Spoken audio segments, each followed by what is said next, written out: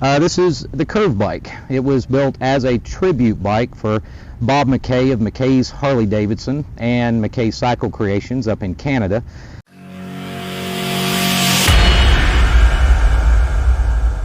Bob was a very dear friend of mine and mentor for well over a decade. And about 10 years ago, he first conceived this bike by bending a single piece of tube. Bob and I talked nearly every day about this bike for several years. Design elements, engineering challenges, to be able to build a structurally sound bike that's pleasurable to ride that had absolutely no straight lines on it. And over the course of the years, it changed quite a number of times. And unfortunately, Bob passed away about 3 years ago, and the bike was left in a very rough, fabricated stage. So emotionally, it took me a little time to get to the point that I was ready to continue on with the project. So I started on it about right at a year ago, and again, in his honor, to try to build a bike that I knew he'd be very proud of. So virtually every component you see on the bike has been machined and hand fabricated in some way or another. It is a shovel head. One thing that's unique about that is it's a 2 rear head engine. There's a lot of challenges that come with that to get it to function well and then also be reliable. It's an STD case. It is an 80-incher. I kept the compression low because I was limited to physical space for battery. Make it easy to start and such. So it's right at 8.5 to 1 compression. It's got an Andrews 1 grind cam in it, so it's not a major hot rod by any means. But having the 2 rear head gave quite a unique design element in that you would have a carburetor and exhaust on the left-hand side of the bike. A lot of machining challenges in that, but fortunately I also had a lot of companies that jumped in to help me out to complete the bike. So I'd like to basically start with the bottom end. Jim's Machining is an incredible company, and they insisted on having some of their parts on the bike. So one of the key features is actually a late model spline shaft 5-speed, so it's got their transmission in it. Also use some of their valve train components, so it's a push rod oiler. Of course, it's got their tappet blocks and roller rockers in it. We did all the machine work and engine building in the shop there, of course. Then we moved to the primary. So the primary is Evo Softail components, and Ben Kudon from American Prime Manufacturing set us up with an internal belt drive system and also clutch.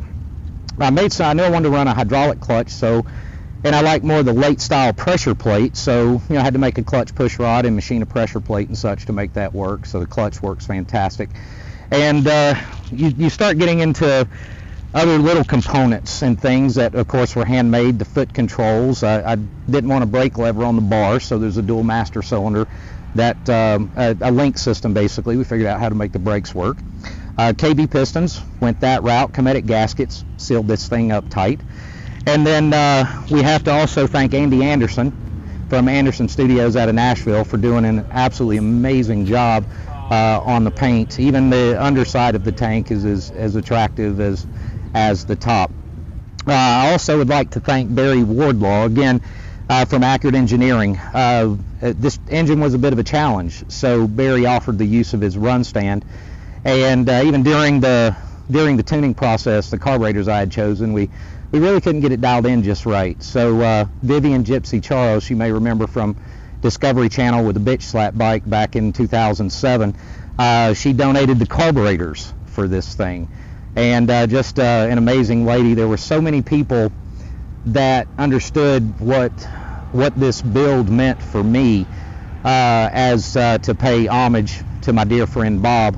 But it's a little dirty. I've actually been riding it. I'm not going to build it if I'm not going to ride it. And we've put several hundred miles on it out here in Sturgis, and I couldn't be happier with the way the bike performs. And lastly, I wanted to thank Diane, Bob's wife, and his daughters for giving me the opportunity to finish it, and mostly to Bob for everything that he did for me for all of those years. The things he taught me, not just about business, but about life in general. And he's sorely missed, but I think old Bob would be proud of how the bike turned out. Oh, I started my mechanical career when I was 9 years old. I built my first engine, and it was an all aluminum 427 that went into a 69 Corvette 4-speed. And I started that at 9, but as I'd been riding motorcycles since I was a little kid. You know, my first motorcycle was a Honda D50 when I was 5 years old. And I got to a point in my teenage years that I realized I could park more motorcycles in a garage than I could cars. So what I like most about cars are interesting. I still have a passion for hot rod cars, but it's easy to hide things on a car. You know, if your wiring is sloppy, you can tuck it under the dash and no one will know the difference. Motorcycles are different. You can't hide anything. So if you want to build really express yourself and build quality, clean wiring, proper fasteners, plumbing. You know, you build a bike, you have to be an electrician, you have to be a plumber, you've got to be, a welder, a fabricator, you've got to be a lot of things. And you can't hide anything on a motorcycle. And there's a purity that comes with it, and in all honesty, I believe it tests my skills to the max. You can't hide anything on a motorcycle. So we've got our YouTube channel. We've got a pretty good following, and I've got to give a big thanks to other people too, friends and other people in the industry, people that watch our YouTube channel. Just people on social media and stuff, trying to run a business, sustain a family, and build a bike like this in a year is a pretty tough thing to do. But yet, every time I turned around, I had, again on social media and stuff, I had people just the encouragement, the kind words, the accolade as we put pictures out. Things like that really.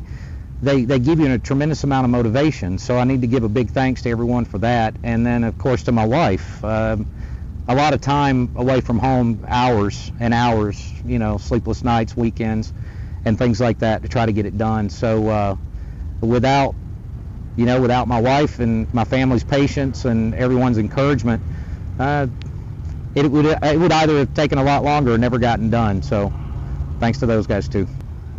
I would have to say this one. Because there's been a lot of bikes and a lot of styles over the years.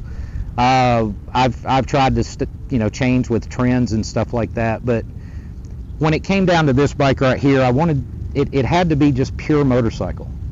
It had to be simple, nothing complex, nothing flashy.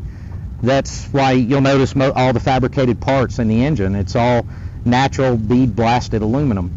I work with metal all day, and there's a purity, I think, with natural finishes. There's a simplicity.